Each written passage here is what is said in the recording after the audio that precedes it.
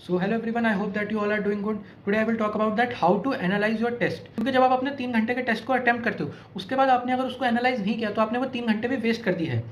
तो इसलिए मैं ये कहूँगा कि आप उसको एनालाइज अच्छे से करें। और एनालाइज करने के लिए ये नहीं कि आप हर क्वेश्चन को देख रहे हो, पहले तो ये देखो कि आपके कौन से क्वेश्चन गलत हुए हैं और कौन से आपने स्किप करे थे।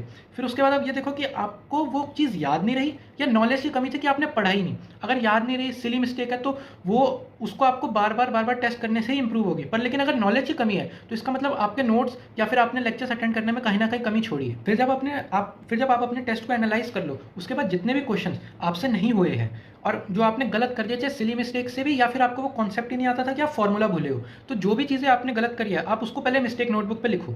और आप उन क्वेश्चंस को ना सेग्रीगेट करके लिखना कि कौन से क्वेश्चन आपके सिली मिस्टेक्स हुए थे और कौन से क्वेश्चन को आपकी नॉलेज ही नहीं थी, आपको वो कॉन्सेप्ट आता ही नहीं था, इसी वजह से वो गलत हुए। तो इनको आप सेग्रीगेट करके रखना, क्योंकि जो सिली मिस्टेक से गलत होंगे ना, वो आप फिर भी एक या दो बारी पढ़ने के बाद आपको वो आ जाएंगे। पर लेकिन जो कॉन्सेप्ट ही नहीं आता था, वो क्वेश्चन जो गलत हो रहा है वो ज़्यादा इंपॉर्टेंट है।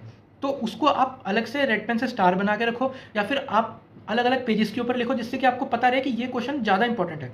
क्योंकि जब आप बार बार टेस्ट दोगे तो आप पहले तो ये टेस्ट कॉपी को रिवाइज करके जाओगे अगला टेस्ट देने से पहले, और उसके बाद जब आपके बहुत सारे 200-300 टेस्ट इकट्ठे हो रखे होंगे तब आप सारे क्वेश्चंस को नहीं पढ़ सकते। तो इसलिए आपने अगर जो सेग्रीगेट कर रखा है कि ये क्वेश्चन मेरे को नहीं आता था या ये कॉन्सेप्ट नहीं आता था, क्योंकि सिली मिस्टेक्स वाले क्वेश्चंस को रिपीटेडली रिवाइज करने का कोई मोटिव नहीं होता। आपको उसे एक या दो बार रिवाइज करना है, फिर ठीक है, और आपको बार बार टेस्ट देने हैं। पर लेकिन जो कॉन्सेप्ट नहीं आता वो बहुत ज़रूरी है। और जब एंड तक आते आते 300 टेस्ट हो गए हैं, फिर आप उसको रिवाइज करने के लिए आपको बहुत ज़्यादा हेल्प मिलेगी, क्योंकि आप इंपॉर्टेंट क्वेश्चंस को ही उसमें से पढ़ रहे हो।